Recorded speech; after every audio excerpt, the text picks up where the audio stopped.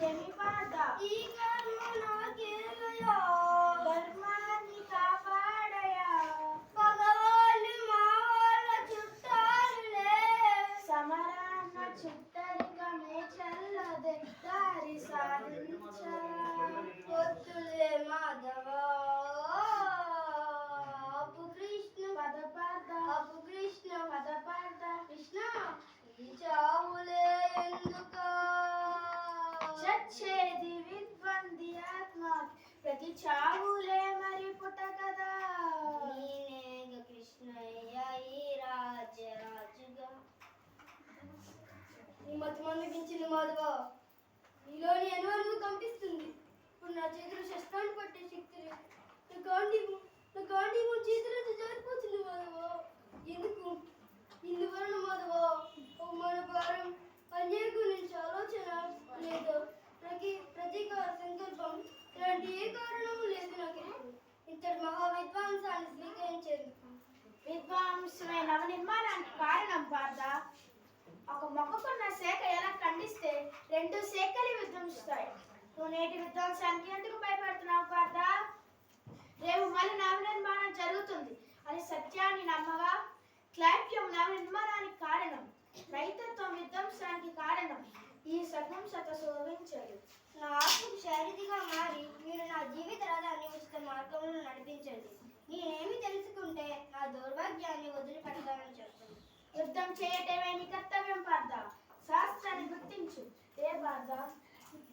విను శ్రద్ధగా విను జీవితాస్యాన్ని తెలుసుకో ఈ లోకంలో వాస్తవికతను అర్థం చేసుకో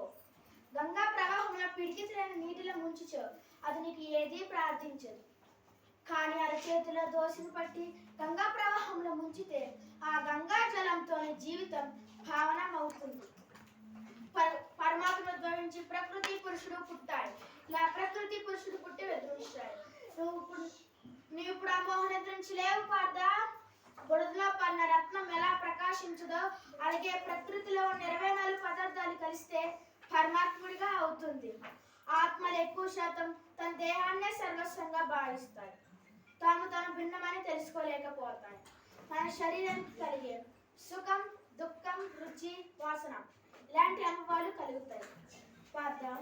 ఈ రంగులో కనిపిస్తున్న ఒక్కొక్క యోధుడు వాస్తవానికి నీవు అనుకుంటున్నవారు కాదు వీరందరూ కొంతకాలం పాటు వాళ్ళ శరీరాల్లో వశం చేసుకున్నవారు తమ అధర్మాన్ని ధర్మ మార్గాన్ని తీసుకువచ్చే వరకు ఇలా జన్మిస్తూనే ఉంటారు మరణిస్తూనే ఉంటారు పార్థ జన్మించిన వారికి మరణం తప్పదు మరణించిన వారికి జననం తప్పదు ఈ మహాజ్ఞానాన్ని సంఖ్యాయుగం అంటారు అయితే మాధవ ఒకవేళ ప్రతి ఆత్మ పరమహంస అయితే మరి ఉన్నది అధోగతి స్వయంగా పరమాత్మనే చేస్తున్నాడా ఏ మనిషి అయితే ఆ దారిని అనుసరించి మనిషి తాను ఆత్మస్వరూపుడు అనుకుంటాడో అప్పుడే ధర్మం అని అనుకుంటాడు పాత మీకు ఒకటి తెలుసా